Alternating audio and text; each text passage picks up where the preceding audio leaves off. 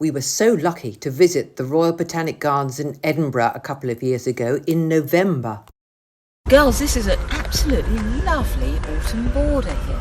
Yeah, for November. What's November is that? good. This is Tulbagia by Lacey. Tulbagia. Remember the We had a lovely time and a few laughs walking down the autumn border. years ago? Now, I know this is margaritas, but that's probably because it's the name of a drink. I think they're called leucanthemums now. But we disagreed about the Echium pinnanana growing outside the glass house. I love them. I love them. They do nothing for me at all. I think they look super, you see. Yeah, you For a city garden, for an urban garden. But at least we all agreed how pretty the little Sternbergia lutea were growing at the foot of the Alpine house. And then Sternbergia. Sternbergia. Yep. Lutea meaning yellow. So. Oh, I'm glad you're onto your Latin. We're on to the Latin. We're on it. We're all on it. All in all, it was great fun.